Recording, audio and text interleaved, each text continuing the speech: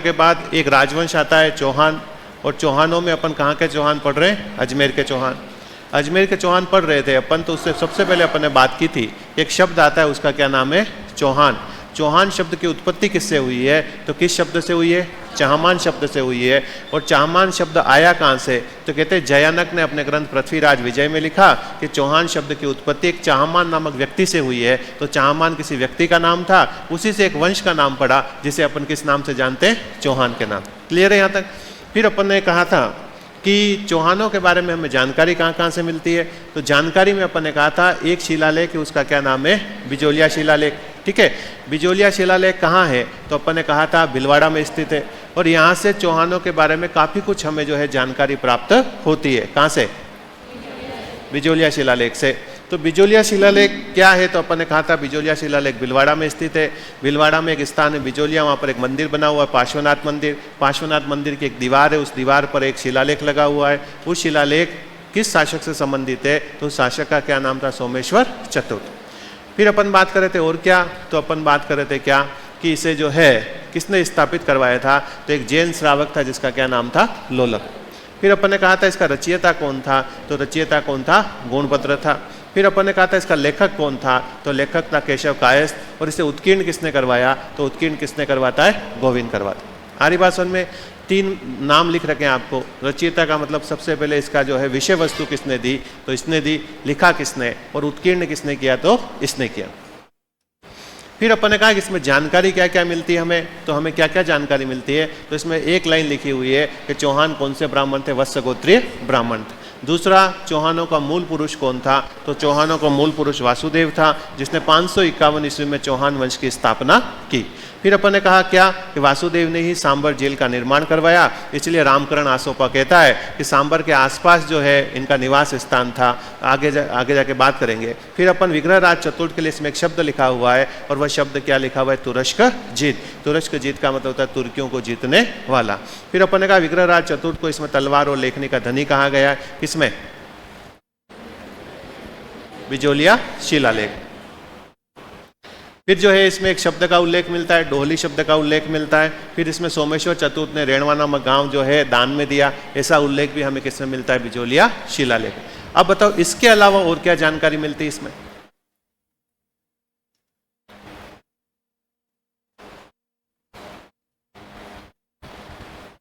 इसके अलावा क्या बस इतना ही सही? बोलो नारायण। इसमें ग्राम समूह की इकाई को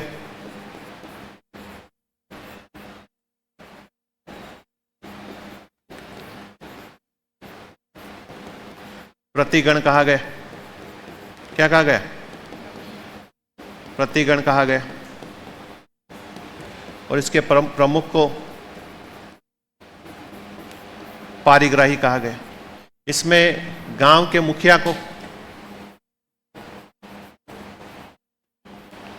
महत्तर शब्द का उल्लेख मिलता है। कौन से शब्द का? महत्तर। कि गांव के मुखिया को इसमें क्या कहा गया है? तो क्या कहा गया है? महत्तर कहा गया है। तो ये सब बातें मिलती किसमें? बिजोलिया शिलालेख। और क्या मिलता है देखो, इसमें स्थानों के नाम मिलते हैं।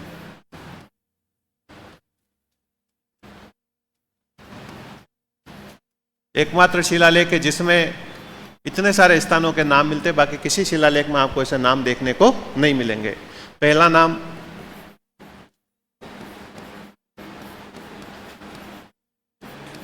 दिल्ली का मिलता है। एक नाम नड्डुल मिलता है। एक नाम श्रीमाल मिलता है। एक नाम जाबालीपुर मिलता है। एक नाम क्या मिलता है? शाकंभरी मिलता है। एक नाम उत्तमाद्री। एक नाम विद्यावली। ठीक है,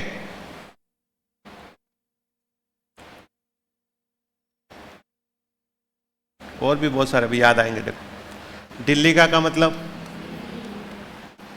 दिल्ली, नड्डुल का मतलब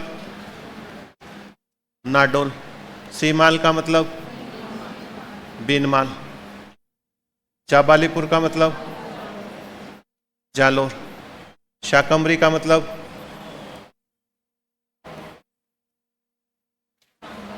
सांबर के आसपास का क्षेत्र,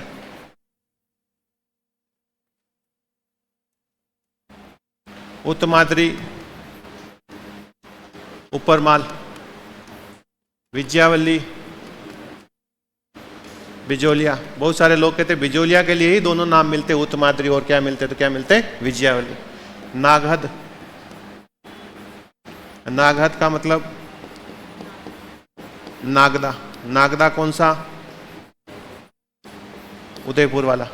तो यहां से पता चलता है कि क्या, कि यहाँ पर जो है चौहानों का क्या फैला हुआ था, साम्राज्य फैला हुआ था चौहानों का जो है इन स्थानों पर।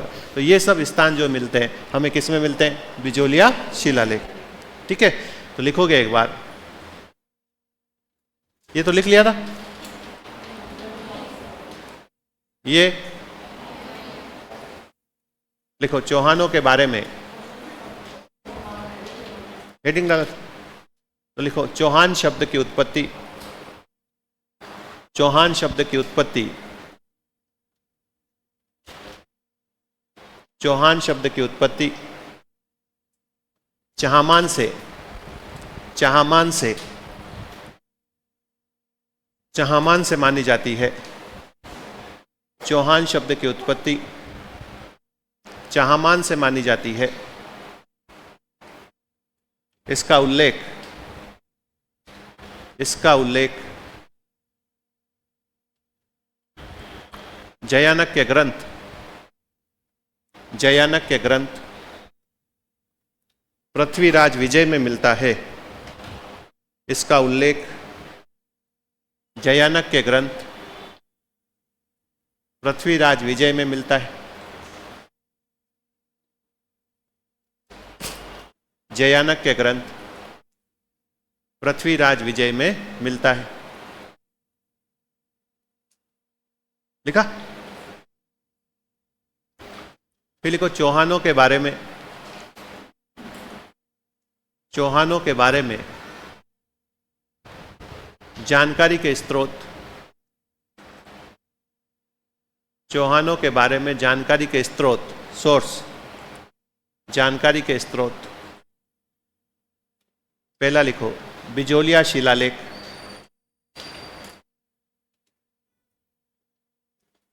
बिजोलिया शिलालेख।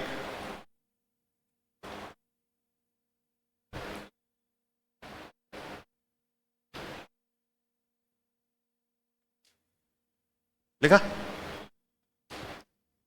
स्थान लिखो बिजोलिया भीलवाड़ा, स्थान बिजोलिया भीलवाड़ा, बिजोलिया भीलवाड़ा।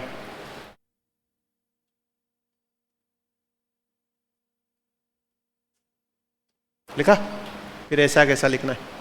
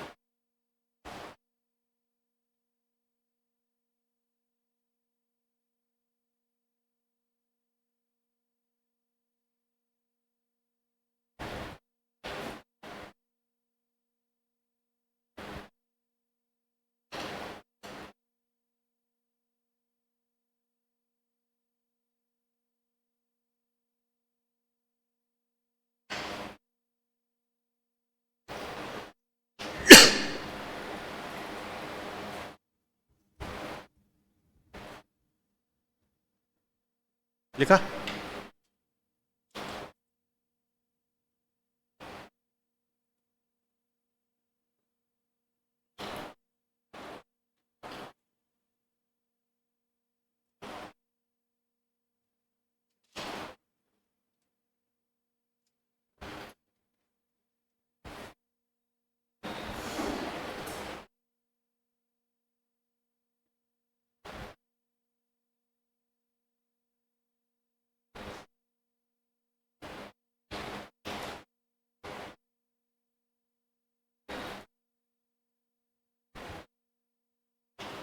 लिखा?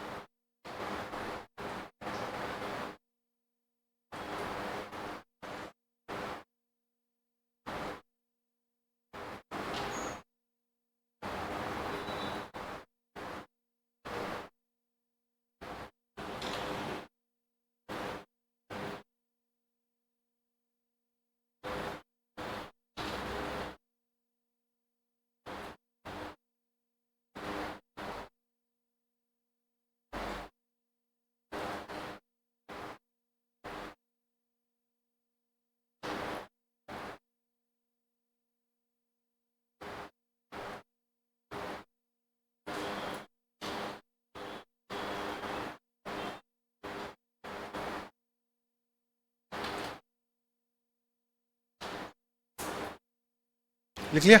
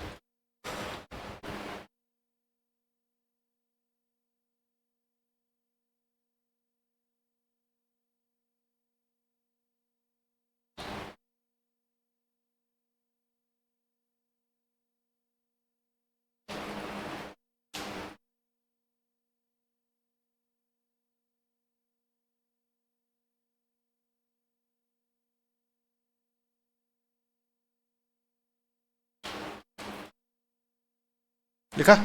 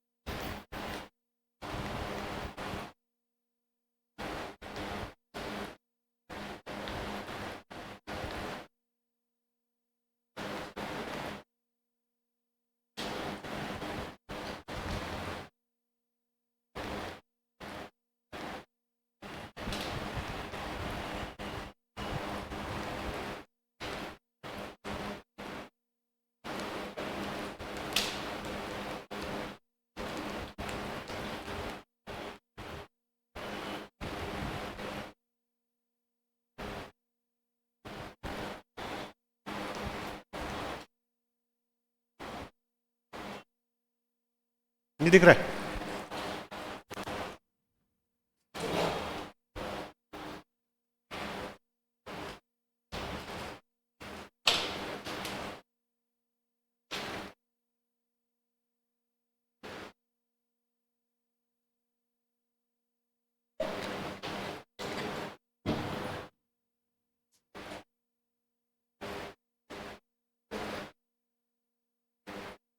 लिख लिया?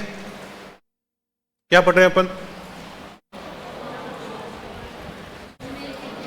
अजमेर के चौहान। चौहानों में क्या पढ़ रहे हैं? जानकारी के स्रोत। स्रोत में क्या पढ़ा? बिजोलिया शिलालेख। अब देखो,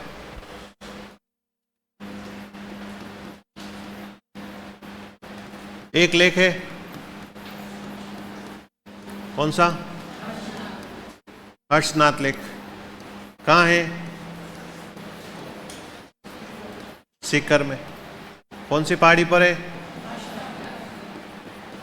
हर्षनाथ पहाड़ी सुना होगा, जीर्ण माता हर्ष। ठीक है। किस शासक से संबंधित है?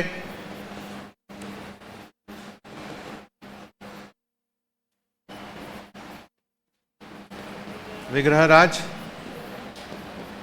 किससे संबंधित है? सेकंड से संबंधित। क्या जानकारी मिलती है? तो चौहानों की राजधानी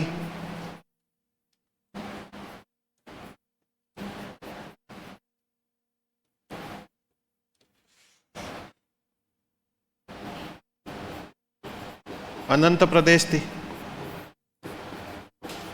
अनंत प्रदेश का मतलब सीकर के आसपास का जो क्षेत्र था उसे क्या कहा जाता था? अनंत प्रदेश कहा जाता था। ऐसी जानकारी किसमें मिलती? हर्षनाथ लेख। अब सीधा सा क्वेश्चन पूछेंगे, क्या किस लेख में चौहानों की राजधानी अनंत प्रदेश बताई गई? तो किस लेख में? दूसरा क्वेश्चन, हर्षनाथ लेख का संबंध किस चौहान शासक से रहा है? तो किससे रहा है? लिखो।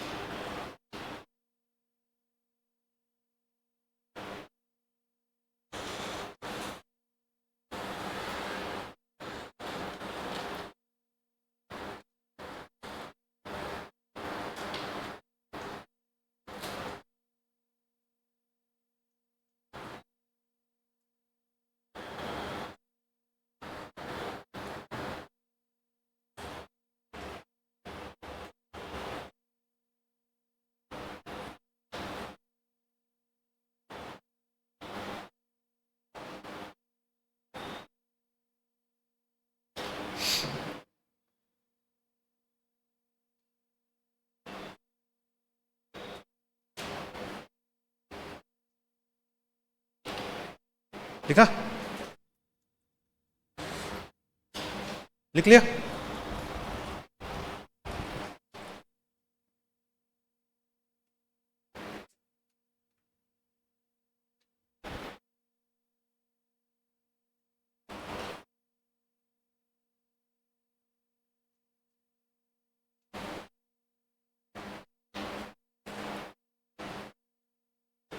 अगला देखो,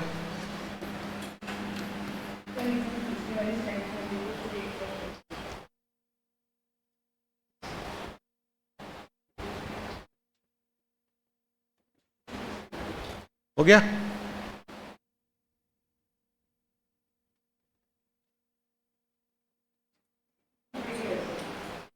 पीछे वाला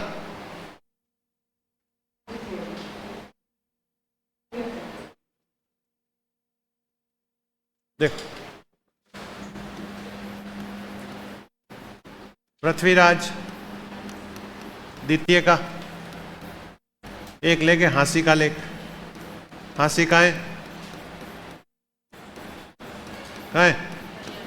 हरियाणा का लेख। इसमें भी हमें चौहानों के बारे में क्या मिलती है? जानकारी। क्वेश्चन पूछा हाँसी का लेख का संबंध किस शासक से रहा है? तो पृथ्वीराज द्वितीय से रहा है। फिर है एक रायपाल का सेवाड़ी अभिलेख।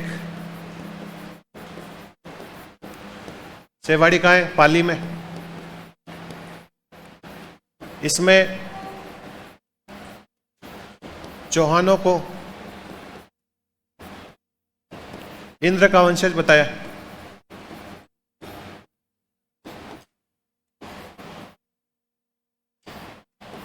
किसका वंशज बताया? इंद्र का वंशज बताया। कौन से लेख में? सेवाड़ी के लेख में। सेवाड़ी का है, पाली में। एक है दिल्ली शिवालिक लेख।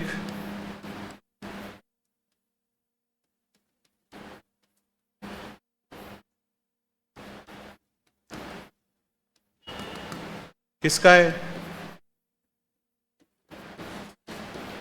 विग्रहराज चतुर्थ का है। कहां से मिला है? दिल्ली से मिलेगा। नाम दिल्ली है तो कहां से मिलेगा? दिल्ली से मिलेगा। ठीक है। अब देखो, आपने अशोक का नाम सुना है?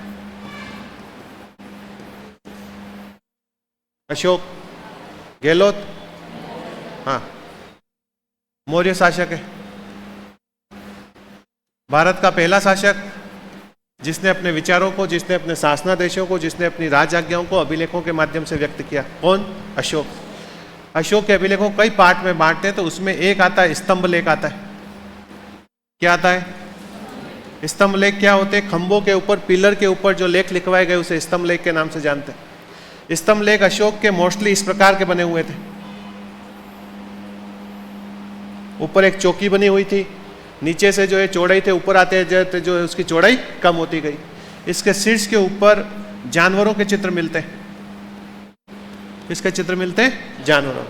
सांची और सारनाथ के लेख, उसके शीर्ष के ऊपर 4 सिंह के चित्र मिलते हैं। संकिसा का लेख बिहार में, उसके शीर्ष के ऊपर हाथी मिलता है। रुम्मिनदेई का लेख नेपाल से मिला, उसके शीर्ष के ऊपर जो है घोड़ा मिलता है। ठीक है।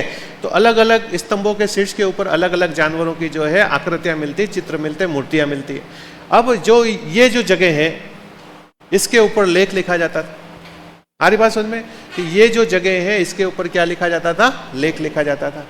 अब अशोक का एक लेख है, इलाहाबाद से मिला है। समझना, आपको समझ में आ जाएगा। कहां से मिला है? इलाहाबाद से मिला है, प्रयाग से मिला है। अब प्रयाग से अशोक का जो लेख मिला है उसके ऊपर अशोक ने अपने बारे में लिखवाया सबसे ऊपर। तो यहां पर किसका लेख मिलता है? किसका लेख मिलेगा? अशोक का लेख मिलेगा।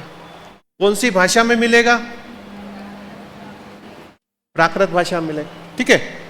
फिर यहां पर जगह खाली थी तो गुप्त शासक आया जिसका नाम था समुद्रगुप्त, उसका लेख मिलता है। यह कौन सी भाषा में मिलेगा? संस्कृत भाषा में मिलेगा। आ रही बात समझ में? फिर यहां पर फिर जगह खाली है तो यहां पर मुगल काल में बीरबल का लेख मिलता है। किसका लेख मिलता है? बीरबल का लेख मिलता है। ये कौन सी भाषा में मिलेगा? फारसी भाषा में मिलेगा। यहां पर फिर जगह खाली है, तो यहां पर जहांगीर ने अपने बारे में लिखवाया, तो जहांगीर का लेख मिलता है कौन सी भाषा में? फारसी भाषा में। अब एक पिलर के ऊपर कितने व्यक्तियों के लेख मिले? पिलर किसने लगवाया? तो अशोक का लेख कह रहे, लेकिन अशोक के पिलर के ऊपर कितने व्यक्तियों के लेख मिल रहे? वो तो आपकी किस्मत बढ़िया थी कि जगह खाली नहीं थी, फिर भी अपने जैसे जाते तो राजू मीना करके लिख के आते इनके ऊपर। आ रही बात समझ में? तो अब ऐसा ही एक लेख है, दिल्ली से मिला है, सुनना ध्यान से, ऐसा ही एक लेख मिला है दिल्ली से, ठीक है। अब उसके ऊपर किसका लेख लिखा हुआ है? और उसकी जगह खाली थी तो किसका लेख लिखा हुआ है? विग्रहराज चतुर्थ का लेख लिखा हुआ है। इस लेख को दिल्ली टोपरा कहते हैं। क्या कहते हैं? दिल्ली टोपरा क्यों कहते हैं? टोपरा एक स्थान है हरियाणा में, अंबाला हरियाणा। वहां पर अशोक ने इसे स्थापित करवाया था, इस स्तंभ को। सल्तनत काल का सुल्तान था फिरोज शाह तुगलक, वह क्या करता है, वहां से इसको शिफ्ट कर देता है दिल्ली में लाकर, वहां से हटा देता है मूल स्थान से और दिल्ली में लाकर शिफ्ट कर देता है। तो इसीलिए इसे क्या कहते हैं? दिल्ली टोपरा लेख कह रहे। क्लियर है बात? दिल्ली टोपरा लेख किसका है? अभी कहाँ है? कौन लाया? फिरोज शाह तुगलक लाया। बाकी मूल स्थान पे कहाँ था? हरियाणा में था, ठीक है। इसके ऊपर जगह खाली थी तो विग्रहराज ने अपना लेख लिखवा दिया, इसलिए इसका नाम क्या हो गया? अब इसमें लिखा क्या है? तो इसमें विग्रहराज लिखवाता है कि मैंने तुर्कों को आर्यावर्त से रहित कर दिया, मैंने आर्यावर्त से बाहर भगा दिया। आर्यावर्त क्या? भारत। तो मैंने तुर्कों को जो है क्या कर दिया? आर्यावर्त से रहित कर दिया। और मैं ये चाहता हूं कि मेरे आने वाला जो वंश है वह इसे अटक तक सीमित रखे। अटक किसे कहते हैं? ये जो एरिया है इसे क्या कहा जाता था? अटक। और ये जो एरिया है इसे कहा जाता था कटक। कटक उड़ीसा में। तो ये जो है इसे अटक और कटक कहते थे। तो विग्रहराज लिखता है कि मैं चाहता हूं कि मेरे जो आने वाला वंश है इन तुर्कियों को कहां तक सीमित रखे? अटक तक सीमित रखे, यानी भारत में आने नहीं दे। ये केस कहां पे लिखा हुआ है? तो क्या लिख रहा है यह कि मैंने तुर्कों को क्या कर दिया? आर्यावर्त से रहित कर दिया।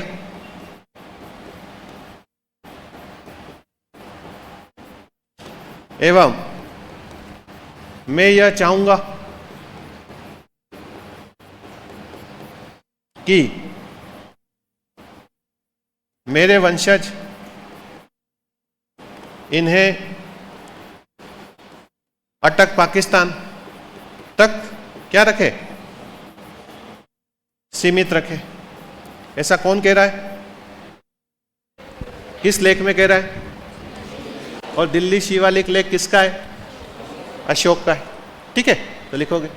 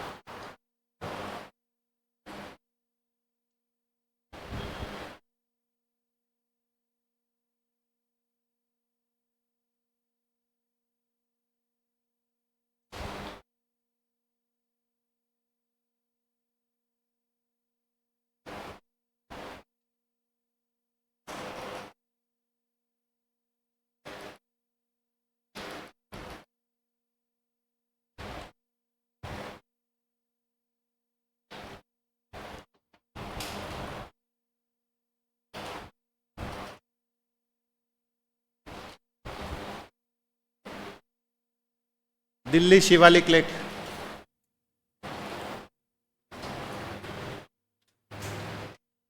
विग्रहराज चतुर्थ। देखो यह लेक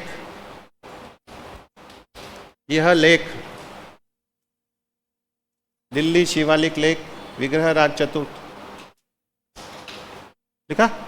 देखो यह लेक वर्तमान में दिल्ली में स्थित है। यह लेक वर्तमान में दिल्ली में स्थित है। यह लेक वर्तमान में दिल्ली में स्थित है, जो कि अशोक के स्तंभ पर कोष्टक में लिखोगे दिल्ली टोपरा। अशोक के स्तंभ पर कोष्टक में लिखोगे दिल्ली टोपरा, दिल्ली टोपरा पर उत्कीर्ण है। अशोक के स्तंभ पर उत्कीर्ण है, खुदा हुआ है। इस अगली लाइन में लिखो, इस स्तंभ पर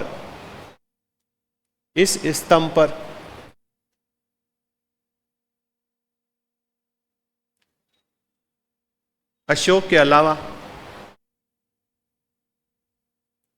अलावा विग्रहराज ने, इस स्तंभ पर अशोक के अलावा विग्रहराज ने अपना लेख लिखवाया। अशोक के अलावा विग्रहराज ने अपना लेख लिखवाया।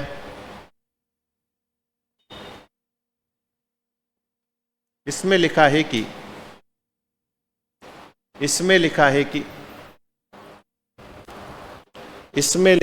किसमें, आप नोटबुक में किसमें,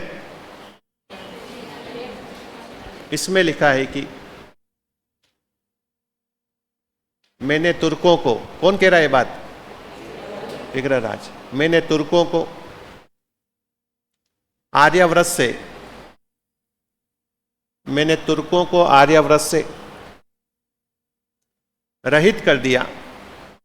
तुर्कों को आर्याव्रत से रहित कर दिया। एवं मैं यह चाहूंगा कि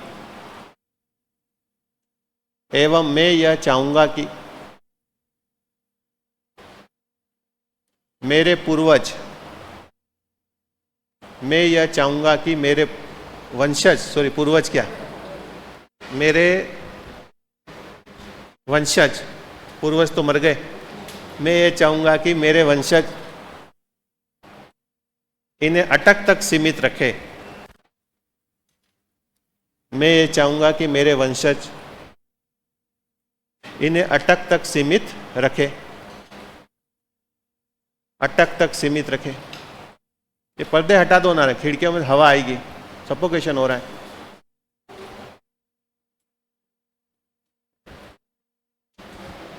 क्या ये नहीं हटाने, बोर्ड वाले नहीं हटाने, ये सामने वाला नहीं, बाकी सब ये तो रहने दो।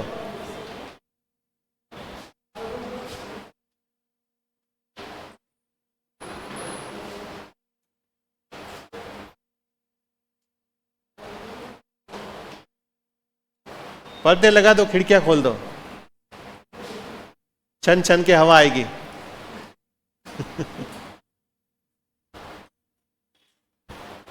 उधर भी लग रहा हो, खोल दो खिड़की। है उधर कोई?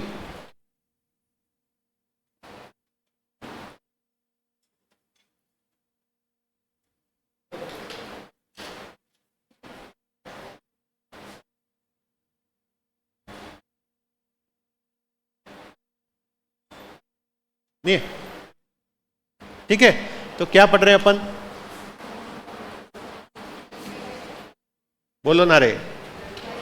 अजमेर के चौहान पढ़ रहे हैं। अजमेर के चौहानों में क्या पढ़ा, किनके बारे में जानकारी कहां से मिलती? पहली जानकारी कहां से मिली? बिजोलिया शिलालेख से। फिर जानकारी कहां से मिली? हर्षनाथ लेख से। फिर जानकारी कहां से मिल रही है? हांसी के लेख से। फिर जानकारी कहां से मिल रही है? और फिर जानकारी कहां से मिल रही है? दिल्ली शिवालिक लेक से। ठीक है, अब देखो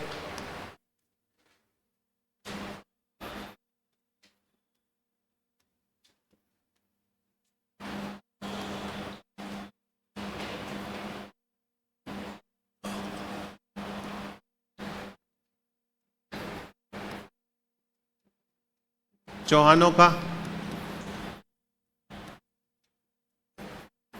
मूल स्थान क्या था? क्या था? सपाद था। सपाद का मतलब 1.25 लाख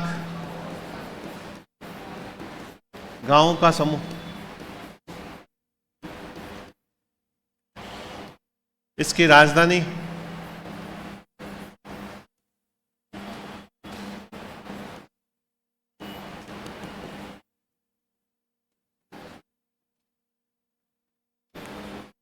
छत्रपुर।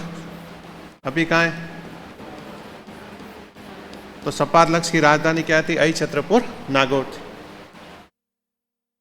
इसी स्थान पर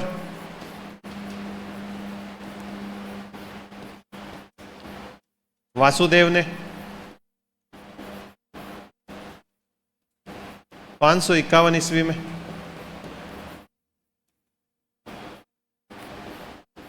चौहान वंश की स्थापना की।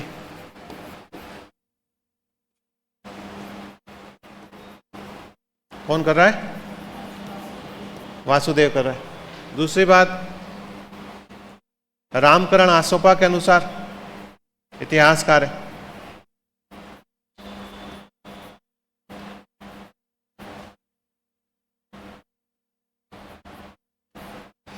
इनका मूल स्थान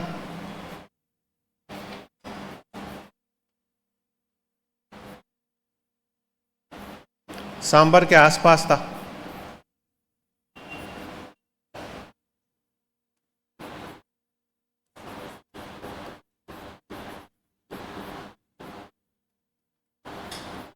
कौन कह रहा है ऐसी बातें?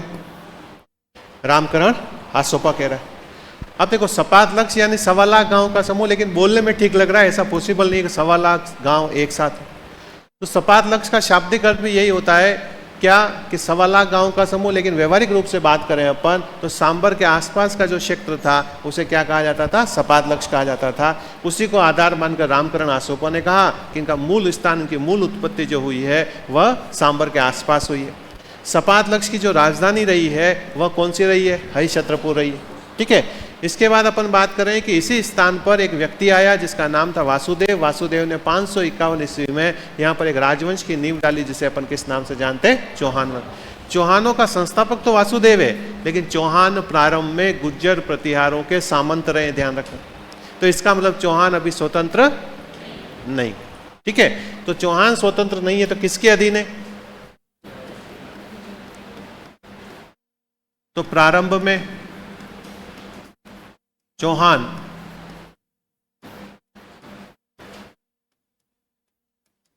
गुर्जर प्रतिहारों के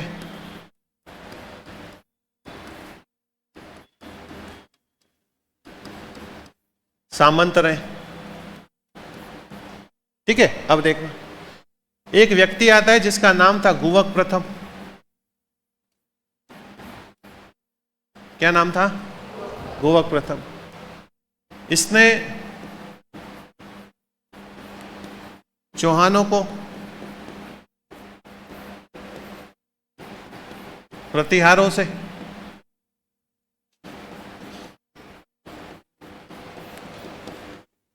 क्या करवा दिया? स्वतंत्र करवा दिया। इसीलिए इसे क्या कहते हैं? स्वतंत्र चौहान राज्य का संस्थापक कहते हैं। किसे? गुवक। इसने हर्षनाथ मंदिर का निर्माण करवाया। एग्जाम में क्वेश्चन आया हुआ है।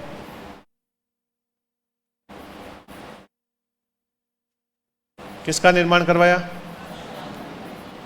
हर्षनाथ मंदिर का निर्माण करवाया। हर्ष भगवान शिव के अवतार माने जाते हैं, ठीक है। तो भगवान शिव के मंदिर का निर्माण करवाया, किसने करवाया था? गोवक ने करवाया था, ठीक है। तो अपन बात कर रहे हैं किसके बारे में? चौहानों के बारे में। मूल स्थान सपादलक्ष था, सांबर के आसपास का क्षेत्र। यहाँ पर वासुदेव ने 551 इसमें चौहान वंश की स्थापना की। इसी वासुदेव ने सांबर झील का निर्माण करवाया, बिजोलिया शिलालेख में लिखा हुआ। फिर अपन कह रहे हैं कि रामकरण आसोपा कहता है कि चौहानों का जो मूल स्थान था उसी सांबर के आसपास का क्षेत्र था। फिर अपन ने कहा क्या कि प्रारंभ में चौहान गुर्जर प्रतिहारों के सामंत थे, बाद में इन्हें स्वतंत्र करवाने वाला शासक कौन था? तो कौन था? गुवक प्रथम। गुवक प्रथम चौहानों को प्रतिहारों से स्वतंत्र करवा दिया और स्वतंत्र चौहान राज्य का संस्थापक माना जाता है। इसने सीकर में किसका निर्माण करवाया? हर्षनाथ मंदिर का निर्माण करवाया। एग्जाम में आया हुआ है, ध्यान रखना कि हर्षनाथ मंदिर का निर्माण किसने करवाया? तो उसका क्या नाम था? गुवक प्रथम, ठीक है। तो लिखोगे एक बार।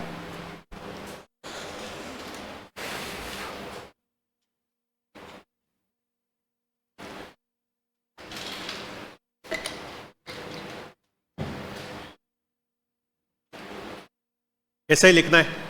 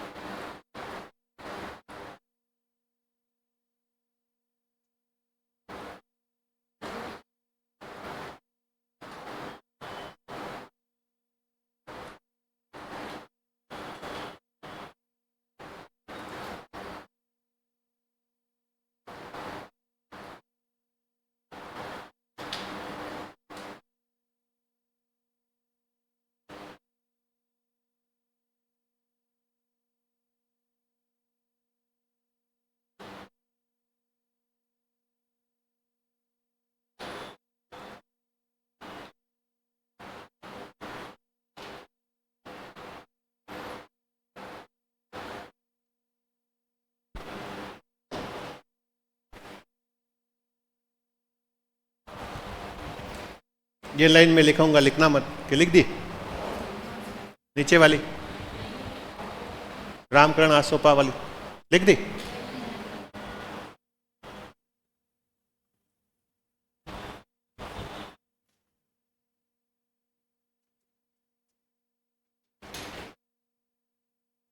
लिखो रामकरण आसोपा के अनुसार, रामकरण आसोपा के अनुसार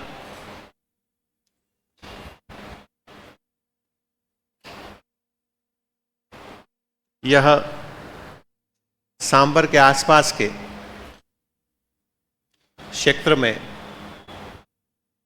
सांबर के आसपास के क्षेत्र में निवास करते थे,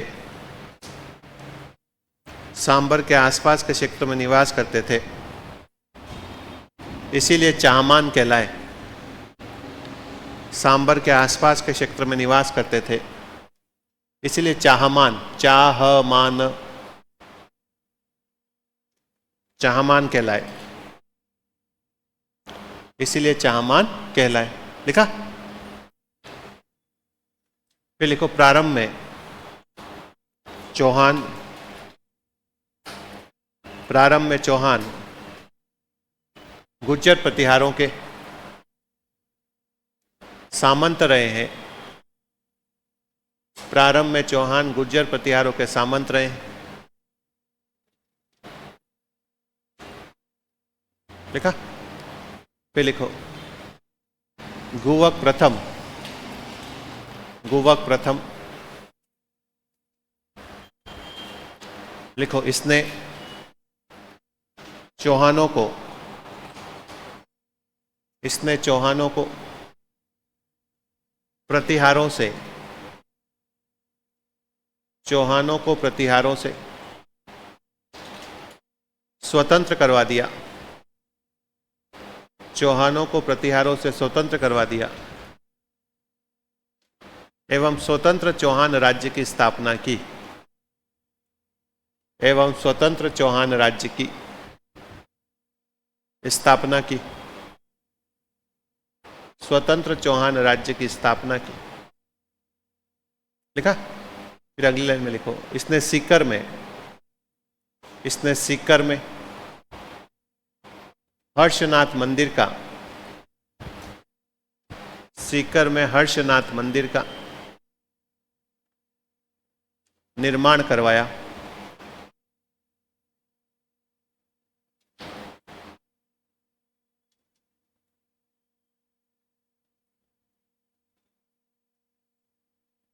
हर्षनाथ मंदिर का निर्माण करवाया। तो अब चौहान क्या हो गए? स्वतंत्र हो गए। अब सुनो, इसके बाद एक शासक आएगा जिसका नाम होगा सिंहराज। सिंहराज की उपाधि होगी महाराजा। ध्यान से सुनना इस बात को। एक शासक आएगा जिसका नाम होगा सिंहराज। सिंहराज की उपाधि होगी महाराजा। इसके बाद एक शासक आएगा वाकपति राज, उसकी उपाधि होगी महाराजा धीराज। आज जब भारत का इतिहास पढ़ते हैं और भारत के इतिहास में गुप्त काल पढ़ते हैं अपन, तो गुप्त काल में गुप्तों का संस्थापक जो था, फाउंडर जो था, श्रीगुप्त था, आपने नाम सुना होगा। उसके बाद दूसरा शासक बनता जिसका नाम था घटोत्कच। तो श्रीगुप्त और घटोत्कच की उपाधियां थी महाराजा। और बाद में जब चंद्रगुप्त प्रथम आया तो उसकी उपाधि थी महाराजा धीराज। तो इतिहासकारों ने कहा कि उस समय महाराजा सामंतों की उपाधियां हुआ करती थी, शासकों की नहीं थी। तो शासकों की उपाधि कौन सी? महाराजा धीराज। तो असल में गुप्त वंश का वास्तविक संस्थापक इसीलिए चंद्रगुप्त प्रथम को माना जाता है, क्योंकि उसकी उपाधि क्या थी? महाराजा धीराज थी। अब मैं आपसे कह रहा हूं कि इसके बाद शासक आएगा जिसका नाम था सिंहराज, और सिंहराज की उपाधि थी महाराजा। और फिर आपसे कह रहा हूं कि वाकपति राज शासक आएगा जिसकी उपाधि थी महाराजा धीराज। तो अगर इन उपाधियों की बात करें और उनको एक दूसरे से कनेक्ट करें तो इसका मतलब ये कि वाकपति राज तक चौहान कहीं ना कहीं किसी न किसी के अधीन रहे हैं, चाहे प्रतिहारों के रहे चाहे किसी और के रहे। लेकिन कुछ किताबें कहती है कि गुवक ने जो है क्या किया, तो क्या किया, इन्हें प्रतिहारों से क्या करवा दिया? स्वतंत्र करवा दिया। कौन कह रहा है? कुछ इतिहासकार कहते हैं। और कुछ इतिहासकारों में राजस्थान बोर्ड की जो किताबें हैं उन किताबों में भी यही लिखा हुआ है कि गुवक ने क्या किया? प्रतिहारों से चौहानों को क्या करवा दिया? स्वतंत्र करवा दिया। अगर आप दूसरे इतिहासकारों की किताबें पढ़ोगे तो उसमें यह लिखा हुआ है कि चौहान राज्य का वास्तविक संस्थापक किसे माना जाता है? तो वाकपति राज प्रथम को माना जाता है, क्योंकि उसकी उपाधि कौन सी? महाराजा धीराज। तो प्रारंभिक चौहान शासकों में पहला शासक अपन ने पढ़ा वासुदेव। वासुदेव के बाद अपन पढ़ रहे किसके बारे में? गुवक के बारे में। गुवक के बाद आया सिंहराज, उपाधि है महाराजा। उसके बाद आया वाकपति राज, जिसकी उपाधि क्या है? महाराजा धीराज। फिर आएगा गोविंदराज तृतीय, जिसकी उपाधि होगी वेरीगढ़, जिसे शत्रु संहारक कहा गया। एग्जाम में पूछा गया वेरीगढ़ किस चौहान शासक की उपाधि। फिर 9वीं शताब्दी में एक चौहान शासक आएगा चंदनराज, उसकी रानी थी आत्मप्रभा। सेकंड ग्रेड में क्वेश्चन पूछा है कौन सी चौहान शासिका जो है पुष्कर में प्रतिदिन 1000 दीपक जलाती थी, तो उसका क्या नाम था? आत्मप्रभा। फर्स्ट ग्रेड में क्वेश्चन पूछा है कौन सी चौहान शासिका योगिक क्रियाओं में दक्ष थी, तो वह चंदनराज की पत्नी थी जिसका नाम था आत्मप्रभा। तो ये सब बातें होगी कौन सी शताब्दी की? 9वीं शताब्दी की। फिर एक शासक आएगा विग्रहराज द्वितीय, जो कहते हैं प्रारंभिक चौहान शासकों में सबसे महत्वपूर्ण शासक था। ठीक है। तो आजकल क्या हो रहा है सुनो, पहले क्वेश्चन पूछे जाते थे पृथ्वीराज थर्ड से, और उसके बाद सेकंड नंबर पे क्वेश्चन पूछे जाते थे विग्रहराज चतुर्थ से। आप पुराने पेपर उठा के देखोगे तो आज से 3-4 साल पहले के जितने आपको पेपर मिलेंगे चौहानों के बारे में, उसमें मोस्टली क्वेश्चन 99% क्वेश्चन आपको पृथ्वीराज तृतीय से मिलेंगे, और दूसरा किससे मिलेंगे? तो किससे मिलेंगे? विग्रहराज चतुर्थ से मिलेंगे। लेकिन अभी 2-3 वर्षों में क्वेश्चन पूछने का तरीका बदल चुका है। अब क्वेश्चन पूछे जाते इन वाले शासकों से। अब वेरीगढ़ की उपाधि तो कौन है? वेरीगढ़ गोविंदराज तृतीय, जो कहाँ है? इनके बाद आएगा। महाराजा धीराज की उपाधि किसकी? तो वाकपति राज की, वो इनके बाद आएगा। तो आजकल क्वेश्चन पूछे जा रहे किससे? सिलेबस से ही पूछे जा रहे हैं आपके, लेकिन पूछे जा रहे हैं प्रारंभिक चौहान शासकों से पूछे जा रहे हैं, जिनके ऊपर अपन कम ध्यान देते। ठीक है। तो यहां अपन ने क्या पढ़ रहे हैं? अपन अपन पढ़ रहे चौहान, चौहानों के बारे में जानकारी कहाँ से मिलती? तो सबसे महत्वपूर्ण जानकारी अपने का कौन से लेख से मिल रही है? बिजोलिया लेख से मिल रही है। बिजोलिया में क्या है? तो ये सब बात है। बिजोलिया में और क्या है? इसमें ये थोड़ी लिखा सोमेश्वर की उपाधि, तो लिखा एक लाइन और लिख लो इसमें। इसमें सोमेश्वर चतुर्थ की उपाधि,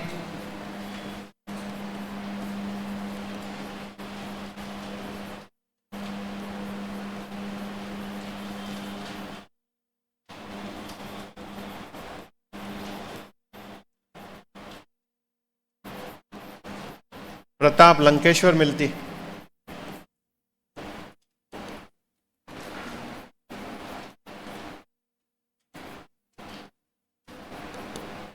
सोमेश्वर चतुर्थ की उपाधि प्रताप लंकेश्वर मिलती।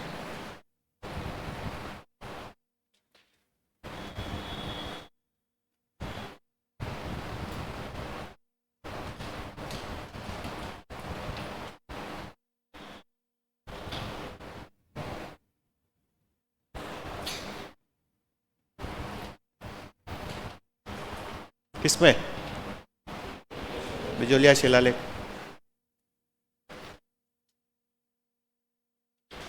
फिर देखो ये सारे लेख पढ़े, फिर अपन ने दिल्ली शिवालिक लेख पढ़ा, इंपॉर्टेंट है। किसका है? विग्रहराज चतुर्थ का। क्वेश्चन पूछा दिल्ली शिवालिक लेख का संबंध किससे रहा है? तो किससे रहा है? विग्रहराज चतुर्थ से रहा है। किसके बारे में लिखा हुआ है इसमें?